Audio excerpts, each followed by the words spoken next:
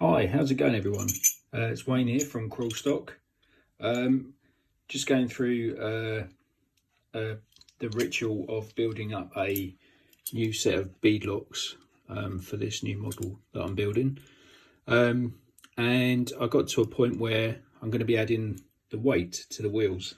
Now, this is completely personal. Some people like to weight them, some people don't, but at the end of the day, the tyres and wheels are the lowest thing in contact with the ground, but also they can lower your centre of gravity, obviously, if you're weighting them up for your model to make it, you get a better tyre footprint, and also it stops the vehicle from rolling so often. So how do you do it? Well,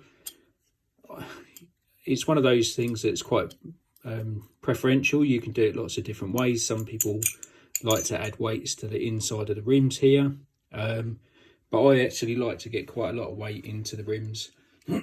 So the way I do it is obviously it depends what sort of wheels you're running. If you're running this sort, which is a beadlock style split rim, and the good thing with these is that you put the tyre on, then you put this centre piece on, which is the bit you put the weights on, and then you've got this locking ring on the back, and despite having to put 3 million screws in the front, once you've put them in, you don't have to take them out again to change the tyres. So slight advantage there.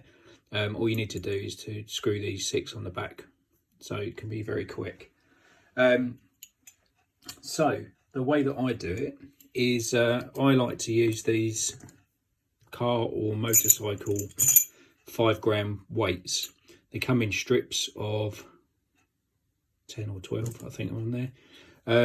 But by sticking these on, you can add 80 grams of weight to each corner, which obviously is quite a considerable amount for stability, which is great. And it's really, really easy. So obviously you need your wheel and rim set apart. And all you need to do is to centralise the weights, stick them round, and then job done. So what I do a dry fit to see how many I can fit on there reasonably.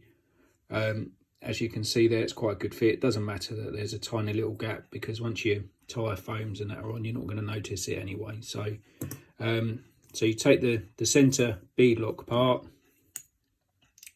peel this off, and these weights are very easily available from places like eBay. Make sure you buy the 5 gram weights, because if you buy the 10 gram weights, or you get them with 5 and 10 grams, they don't fit around the circumference of the wheel very well. So all you do is you just try and keep it central, and then stick them round all the way around. And this the tape on this obviously is very good, because it's supposed to stick it to car or motorcycle wheels. I've never had any come off. I have had a couple where I've put an extra couple of turns of just thin electrical tape like that, but to be honest, you don't really need it. And then the additional 4, just leave a tiny little gap there, because I know that it's not going to marry up 100%. And there we go. And that is your weighted wheel, and that's just added 80 grams of weight to that one corner. And obviously, dependent on if you're 4-wheel drive or 6-wheel drive, that's quite a considerable amount of weight. Just give them a good squeeze, just to get them nice and adhered. And that's it. And then obviously, when you put your wheel and tyre package back together,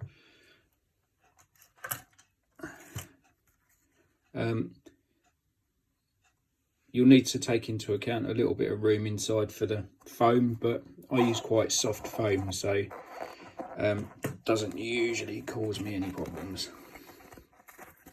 So put them in, make sure your foam is still nice and central in your wheel. Pop that in, and then pop the back on, and then do it all up, and jobs are good. So there you go, guys. Hopefully, I get a lot of people ask me, what's the best way and how do you do it. So, you know, what's better than making a video. Thanks very much. Please like and subscribe to the channel. There's lots of things coming quite regularly on there, outings and things and tips and tricks of how to help you with your crawling. So thanks very much.